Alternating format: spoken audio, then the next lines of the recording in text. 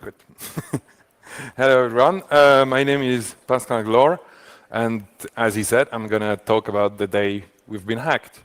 Um, I'm working for an internet service provider in Switzerland, Quickline, which is the second largest cable operator.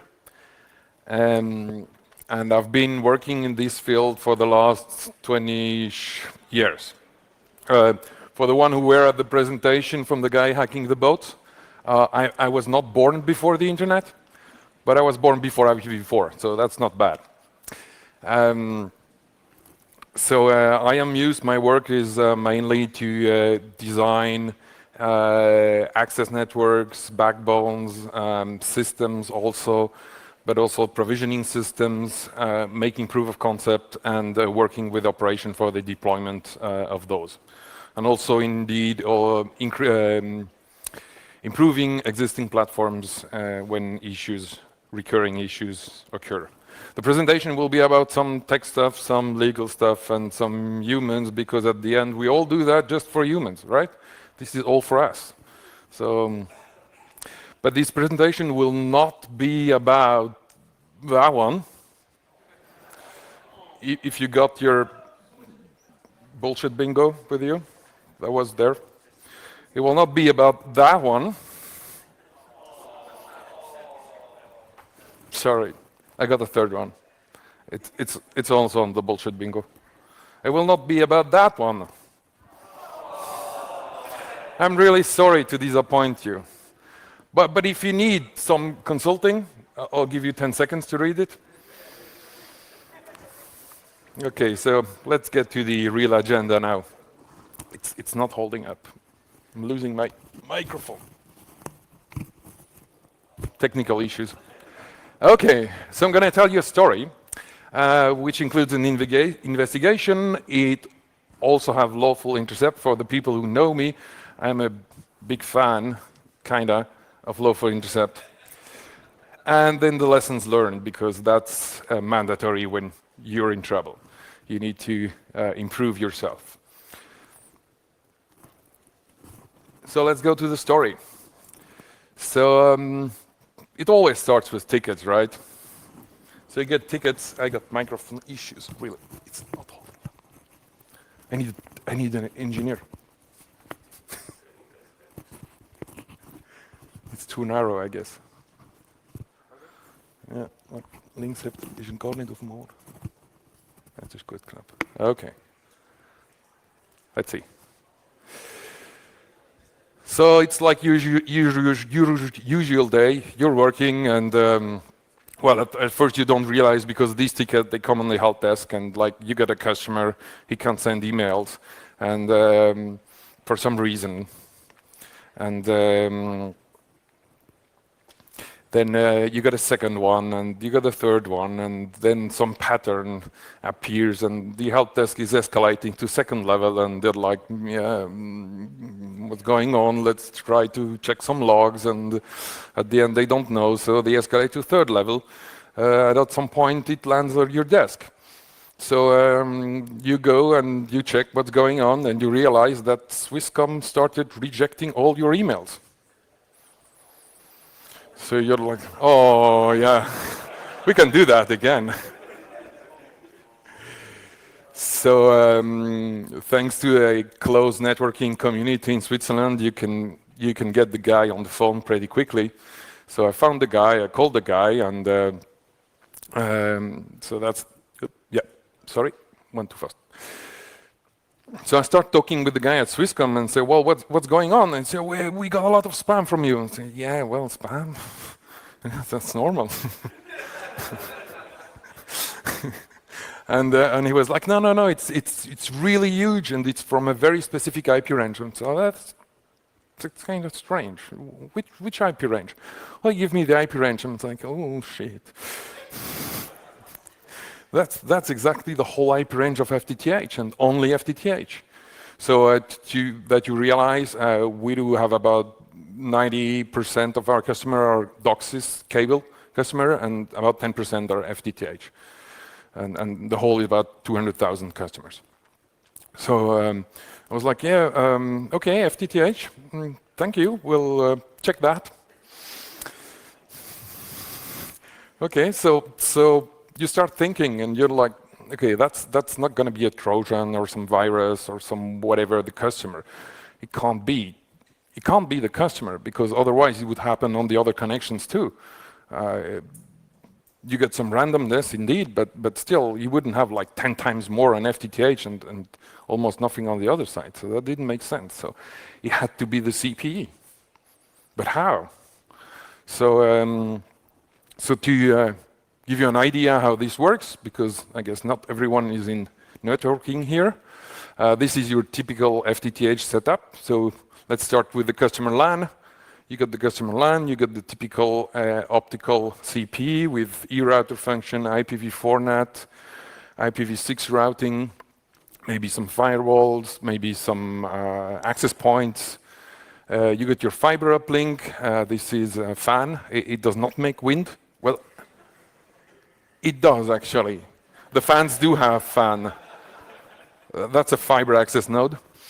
And they concentrate all the FTTH connection, and this is simplified the layer 2 bridge, and it's brought back in a central point in the network where you do layer 3 aggregation. So the next hop on layer 3 IP from the CPE is the BRAS, and the BRAS will do the authentication. They do what's called IP session, which means that if they see a DHCP packet, they will make a radius request, they will authenticate the customer, it will receive the speed profile and stuff like that, and then the customer will be able to go out to the evil internet there. Okay, so that's for the topology so that you understand. So the public address, they come until here. There is no NAT up there, and V6 is routed through. The device here, it's that one. So now you know. Oh, I'm sorry, again. That's the device. And that was the suspicious device. So all the customer we looked from, we asked system to give them some logs, some IP addresses. Like you got some timestamps and IPs. We also checked our mail servers, and but we didn't really find something in our side. So Swisscom gave us some data points, and with that we could quickly figure out that it was this one, because we had two models of CPE, and it was only this one. So what do you do next? Well, you start investigating. So let's go to the investigation. So we're pretty sure it has something to do with the CPE. We still don't know how or why this is happening, but let's go on. So what are your tools? So we know it's obviously not customer originated. So we have NetFlow. Everyone knows what NetFlow is? More or less? Okay.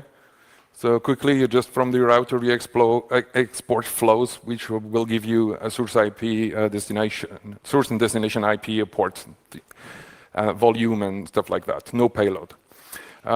We also did some direct tapping using the lawful intercept features. It can be useful.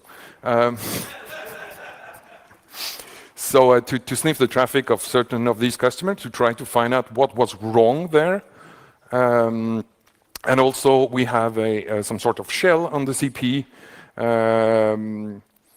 kind of proprietary. Yeah.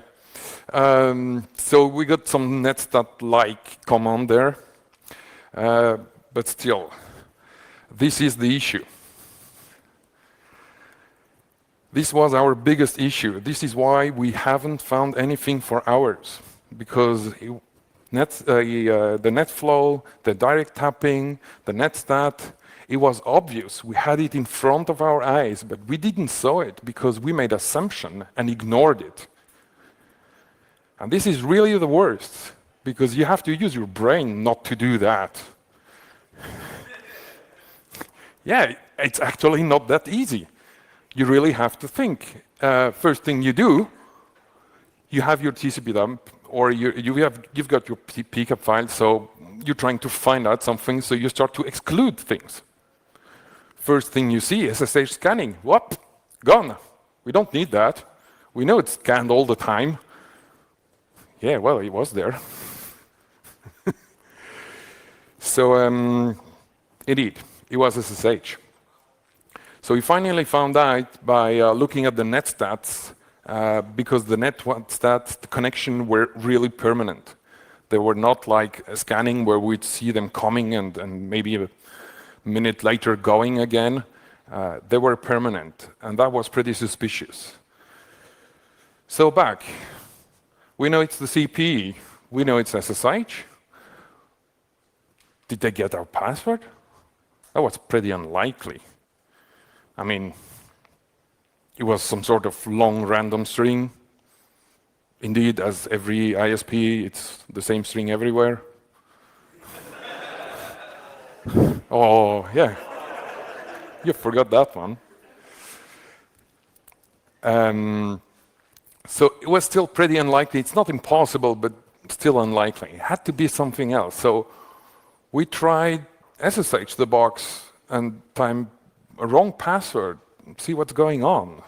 And that's what we saw. I guess some of you are getting this.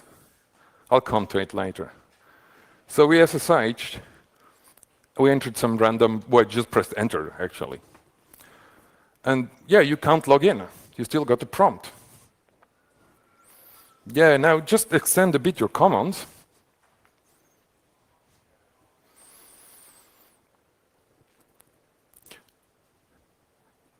And you get the same. You will not get the login prompt again because you said -n, which will avoid login to be executed. Let me show you that. That's your normal authentication. You get your client, you get the valid password, you go to the daemon, you have some, because this device is proprietary, PAM-ish stuff, whatever, which I have no clue about. We don't have access to that, which will say, yeah, that password's fine, and it will return to the daemon, yeah, that's the shell. Cool. Now, if you go with an invalid password, the PAM-ish thingy there said, well, no, the password's not good. So it's okay, give /bin/login. But it's okay. You can get in. And you just get the shell login. Okay? So we tried that. And we're like, okay, we can SOX proxy through now. That works. But we're still puzzled because after 2-3 minutes, the whole session timed out. And the session got kicked out because you didn't log in. And that's where the -n command comes, where you tell the daemon, I don't need a shell. I don't want any shell. This is something you typically use when you do SOX proxies. So same happens, invalid password, you go to PAM, it says password is wrong, and I'll give you, well, it's probably actually giving the login, but SSH then says, well, no, the guy doesn't want any shell, so it's fine, just stay there.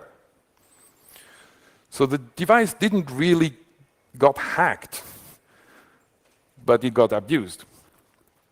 Nobody got on the shell. Well, they got on that shell. So fine. The cause is pretty clear. SSH was open to the world.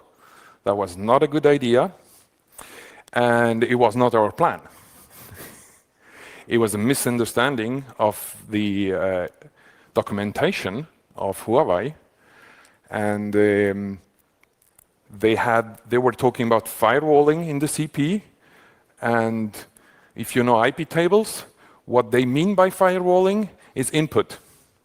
But what we understood was forwarding. So we thought they were talking about firewalling the customer, not the device itself. So we disabled that, because that's an option the customer can turn on and off. But the problem is that opened SSH to everyone. And yeah, indeed, we made a ticket at the vendor saying, like, what the fuck are you doing? And what can you do? Works as expected. Yeah, we didn't expect that answer, actually, so that was fun. Okay, so resolution. That was pretty easy. You just fix that setting.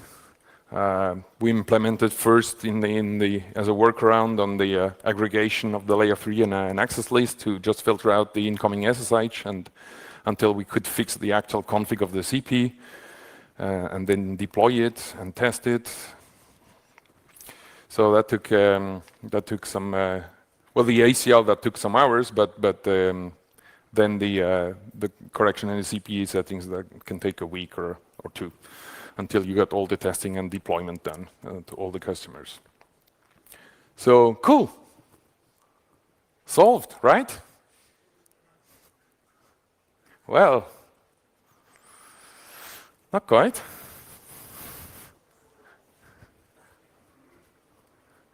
See that coming. Yeah, I like that emoji. So, yeah, for all the Swiss people, you probably know that, and for the non-Swiss people, it is the federal law for surveillance of post. Yeah, there's still post there, and telecommunication. They actually do that, you know, in letters, they open it, really?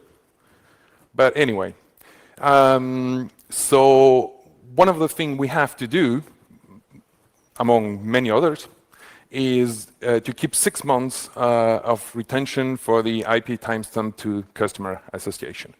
We have to be able to identify every IP address, well, the customer behind the IP address, or let's say the person who made the contract with us.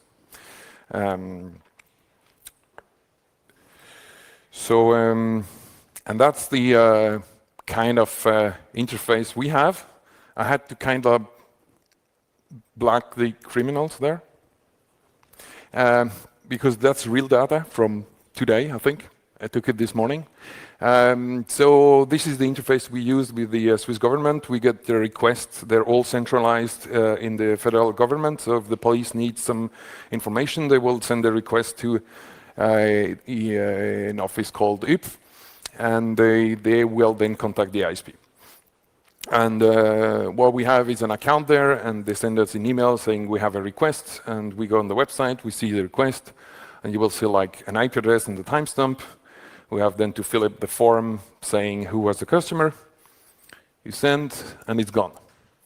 And it goes back then to the police, and we got money for that. Well, with the new law, like 12 francs, so forget it. It's not the business model. Like you could make an ISP like attracting all criminals, yeah. Or they're called VPN providers.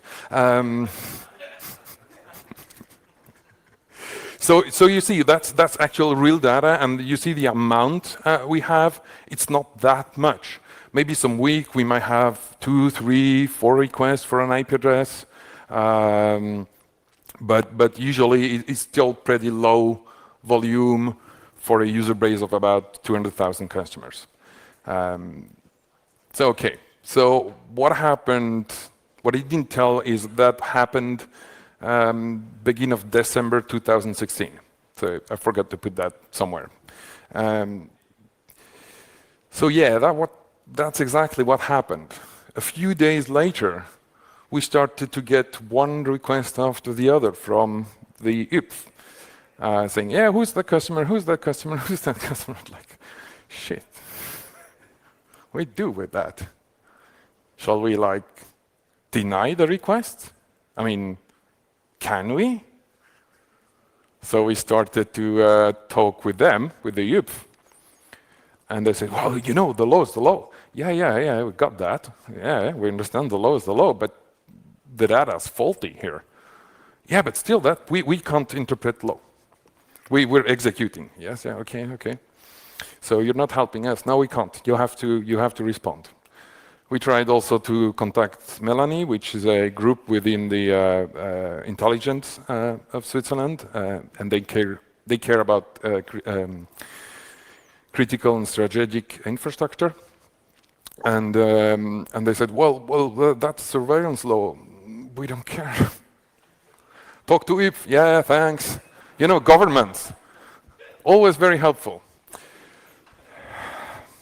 So we went back, we discussed with our colleagues, what do we do? And said, okay, we have this field where we can put a comment. And that's what we did. We wrote some string, let's say, which for normal people are called sentences. So explaining that the likeliness that the customer was actually the criminal was extremely low because we had a security issue. This was the best we could do. So we wrote that on every request that was for FTTH for that time frame. We wrote that down in the answers in the hope that someone would read them. We don't know. I mean, we really don't know because we have absolutely no feedback. We're just like a supplier of information in an investigation, but we're not part of the investigation, indeed. So, yeah. So that's our story, and that's how the story ended. 6 months later, well, the 6 months were over, and the request stopped. Indeed. The canton of Zurich was a bit smarter than the other one because they kind of understood the thing about the hack. So what they then tried is they made a request to the IPF about historical traffic data. Seriously, that doesn't exist. We don't back up the whole traffic. Oh.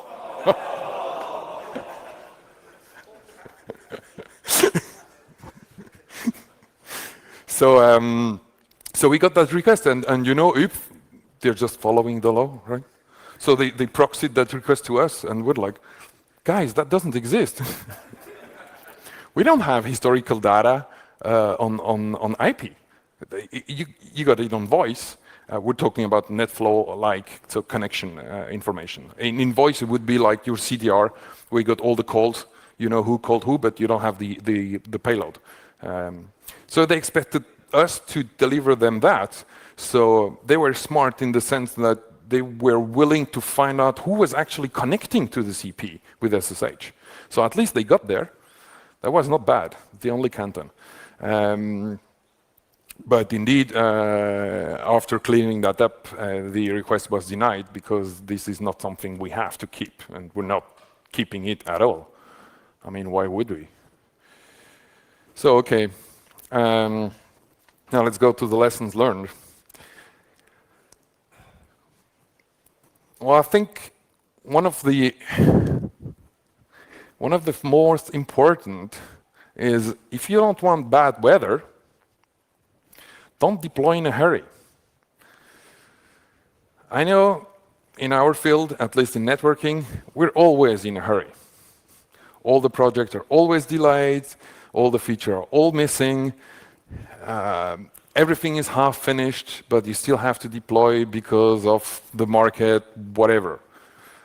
So it doesn't cost you much to do a quick port scan. I mean, that's going to take you 5 minutes, really. It doesn't cost you much to do negative testing. It's very usual that people do positive testing. They test the feature, but they didn't test. Nobody tested what happens when you put the wrong SSH password. I mean, because we had a long password, a random string, we never typed it. We always copy-pasted it.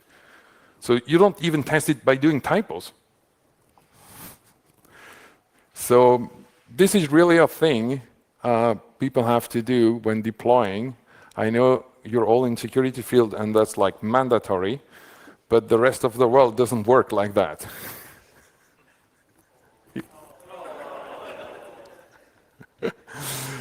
So it doesn't cost much to do some basic testing. I mean, it doesn't need to be like a pen test or anything, but just like verify your feature are behaving as you expected them to behave. Well, the second lesson learned is the legal one, and I translated that quote into something you would understand. Simon Schlaury is a lawyer here in Zurich, and he's specialized in telecommunication. He's a friend of me, and I had a long phone call with him about exactly this situation. What can we do? Can we do something not to deliver the data if we know the data is corrupt? And his answer was, here's the translation, if... yeah, so now you should understand. So if there is a slight chance that the criminal was actually the customer, you have to deliver the data. Even if it's 99.9% sure it's wrong, it's not 100%. These data will never put anyone in jail. This is an investigation, you get to someone, this is not proof of anything. Thus, it's also important to understand that this is just to help an investigation go further, to get to someone. This is not, will never be part of a proof. Well, will never be? You never know that. So you have to deliver the request. If you're absolutely sure that the whole data is corrupt, and there is 0% chance that this customer was actually the author, then you could, in theory, reject it. Well, in theory, yes, because you're going to end up in court. So you need to be willing to do that, including all the potential costs. Maybe you can turn this into positive publicity, I don't know, could be. But still, they're not just going to accept it. They're going to say, you have to deliver, and say, no, I'm not delivering. And then they will complain against you, and you will end up in court, definitely. So you're going to have some messy legal case here. But it wouldn't be the first time some ISPs have done things like that, where they denied a request because they thought they were not legal or exceeding what the law defines. And they won also. So that's also possible. Yeah. And the third thing is, I think, one of the most important. Inform the public, yes, but that's a good idea. But most importantly, write a letter to those who are affected. Personal letter. Tell them what this means. Tell them that they might get some involvement in an investigation. And we didn't do that. We just did nothing because we fixed it, right? So I think I would fight now to do that.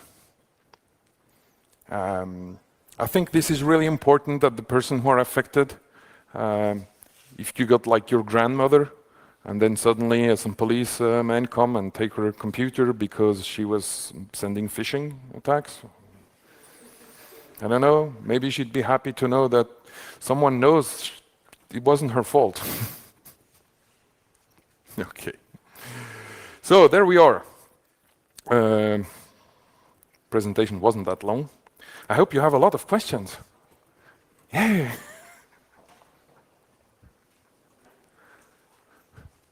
You have to. We're in the same team. Thanks for the talk. It was great. Thank you. I had one question about the lawful intercept, the direct tapping that you did during your investigation. You quickly alluded to there being privacy problems with that, and I was wondering if you could talk more about that, because it sounds like you inspected traffic carefully of individual customers that you didn't have specific permission for or anything? Yeah, the law allows that currently. It will not at the next revision. The law actually does not prohibit that currently.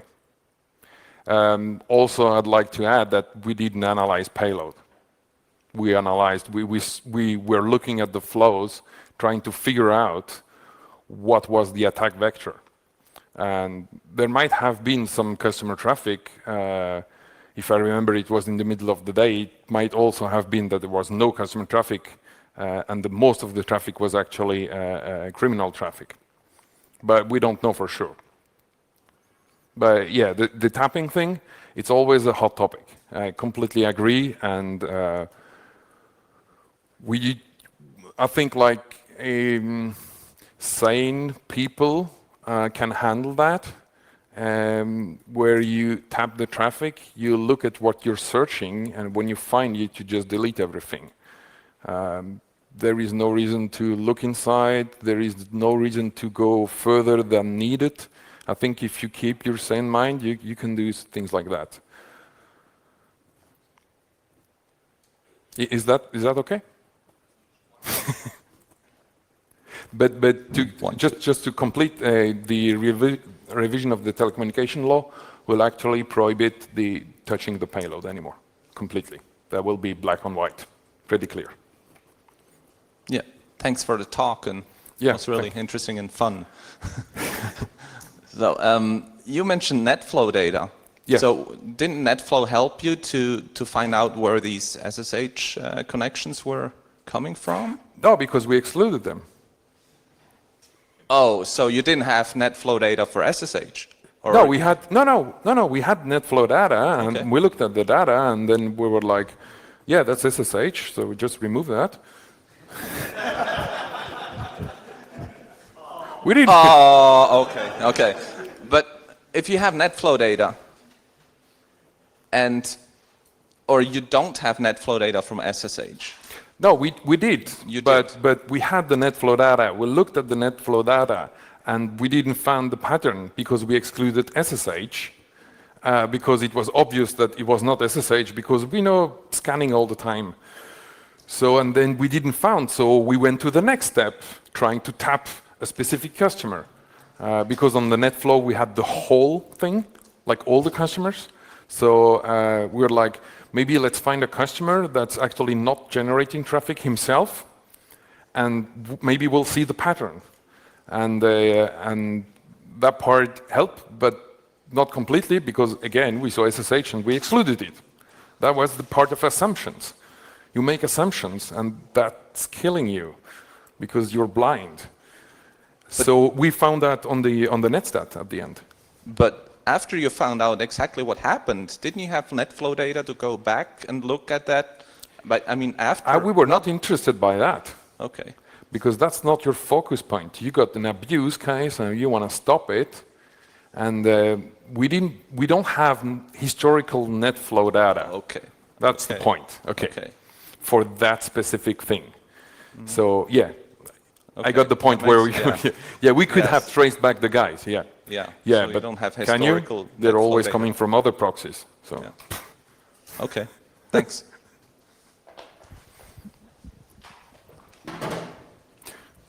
Hey. Oh. Is he on? Yeah. That's kind of a very interesting application of differential privacy, actually. I mean, not this. You could use differential privacy to solve it's my talk. But so it was before that. But yeah, I mean that. But you know, obviously, it will depend when the new law comes in. It's like if you can't even record that data, then there's nothing that differential privacy can help you with, right? Well, actually, if we're talking about the new law, we can't manipulate it. Okay. That's clearly what the new law will say when they will vote on. So it's not yet written in stone. So let's wait a bit about that one. But yeah. Because some larger companies, they're not very happy with that because they want to do some stuff with DNS. Okay. This is recorded, right? Got it. But yeah, if you want to collect data more like on a long term or a mid-term, differential privacy could be useful. But then again, when you see a vector, you still need to find out who it was. Oh, yeah. For the investigation, then you have to. You need the real data. But you get something that's kind of I mean, it's great if you want to do stats and cool graphs for managers, but if you want really to investigate, you can't hide half the data. it's a kind of an issue. So usually what happens is you don't have the data, and when you have to investigate, you just grab the data at that point. But you can't prohibit to look into traffic, because sometimes, you know, there's problems and you have to debug them, which have nothing to do with customer traffic, but yeah, I mean, they're packets, they're there, they're going through, and you got issue with these packets, but more like with the upper layers or the lower layers, depending on like you got like, you know, you got like 4 Ethernet headers, because you get like an MPLS encapsulation, and you got like dot on queue, and it can get pretty messy. So you will never be able to prohibit people from looking into the traffic. But indeed, we're the professionals, and we're bound by secret anyway. So we wouldn't be allowed to give that to anyone, or to have anyone else to look at it. That's already clear, just for your point back. Well, don't log. If you don't log, this is my whole point about lawful intercept. This is a huge interface. They will get hacked. So how long did it take from the beginning of the first email at the end, and what sort of like management pressure and communication was going on through the whole thing? No, we just handled everything in the engineering. We know how to deal with that, especially the communication part. It took us, I think, 48 hours. So from the escalation, which happened within like maybe an afternoon or something, to me calling with Swisscom, took us then 24 hours to figure out it was SSH. And then it took us a couple of hours to find this nice shell. And then we implemented the workaround to just filter inbound SSH, which indeed then some other customer complained because they couldn't SSH. But then a week later we fixed it on the how it was supposed to be implemented. Other questions? We have plenty of time. We have plenty of time.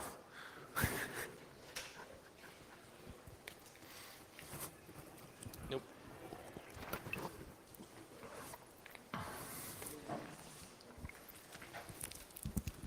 Can you say something about the bandwidth? Was it IPv4, IPv6 incoming, outgoing? And can you say something about attribution? Was it China, Russia? I thought you were going to ask about blockchain.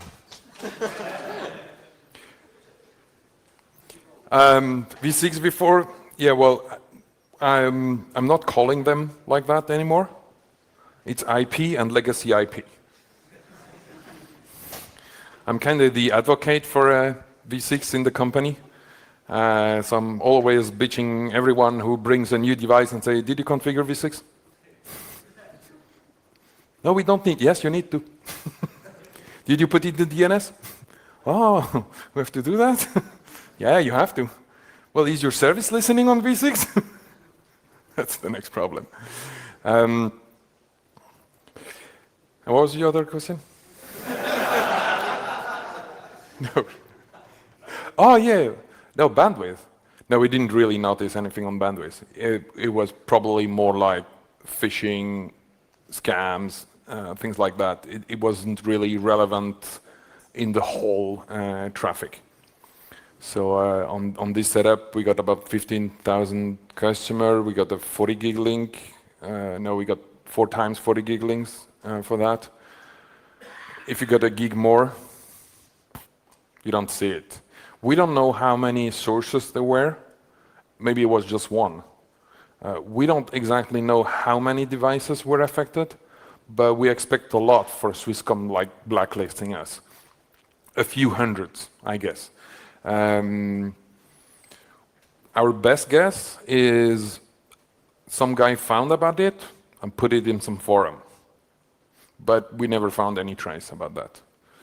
And depending on the workload you have, you just go to the next thing. because you solved that one. And that already delayed your current project because that was not expected. So, I mean, if you have a lot of time, you could do a lot of cool stuff. Yeah, right. We could have traced back the guys. We could have maybe found a forum where the information spread. We could have maybe informed, talked with Huawei, informed other customers of them. We could have done many things, yeah. But that's usually not reality, at least not in our business.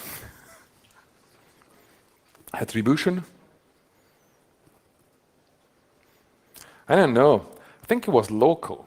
Could have been local because the targets were local. So I'm not sure about that, but because we never had any international request. All the requests we got from the police were from Switzerland. So the targets were all in Switzerland. So I don't know, maybe it could have come from somewhere else and the target was Switzerland and so they preferred a Swiss proxy. I'd say it was Swiss. Nice. Quality attack.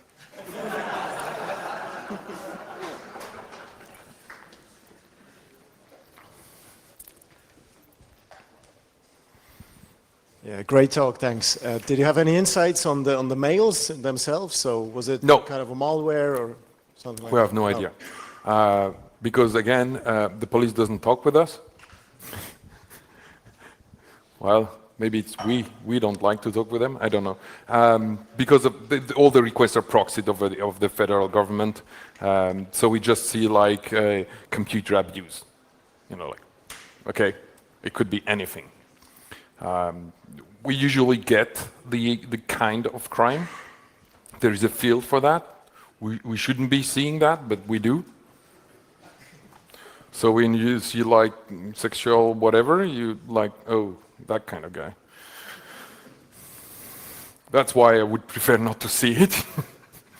but you got like general articles in the law against like attacking a computer or like breaking in the computer, and that's the kind. So it's very generic and it just attracts everything.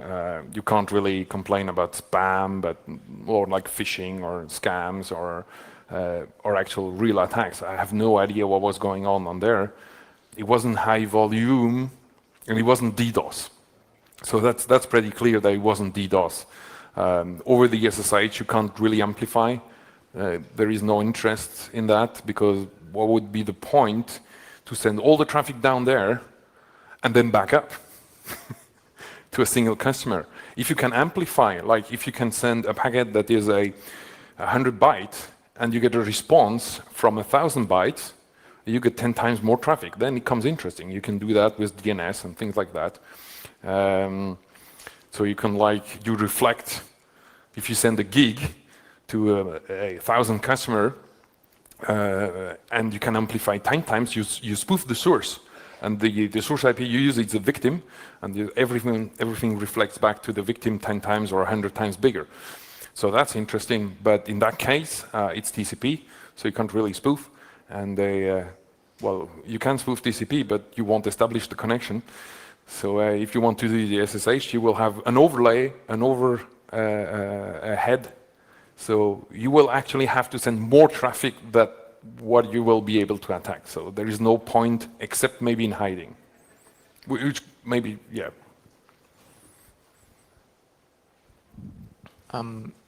So you said you didn't inform any other potential customers of Huawei. Is there no like forum or conferences where ISPs exchange experiences and knowledge? Because that seems like it would be very useful in protecting customers. It's called SWINOG, and they did the presentation already. All right. It's called SWINOG, it's Swiss Network Operator Group. We have 2 meetings a year at the Gorten in Bern, on top of the Gorten. It's a nice place. You're all welcome to join. You have to. It's cheaper than here. But it's only 1 day.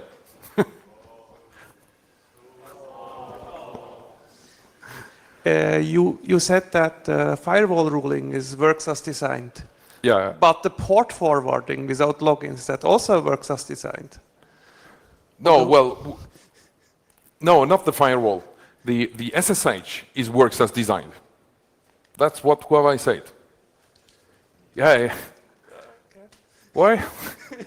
Proprietary implementation. What do you want? Close them. That's it. Fixed. You can't rely on that kind of things. You know, you never know how people implement, and I have no idea what's behind. It could be you know, like OpenSSL, and they like modified some PAM behind. I'm quite sure it's Linux based. We don't really have a shell. We have like a Huawei shell where we can see some stuff. You can do some PS, you see some processes, you have like some netstat-like command, so it looks like Linux-ish with some custom shell on top of it. But why did they completely change the behavior of PAM? No clue. Other questions?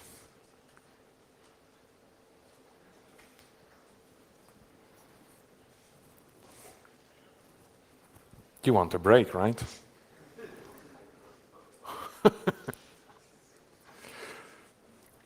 So no more questions. Okay. Thank you to the speaker.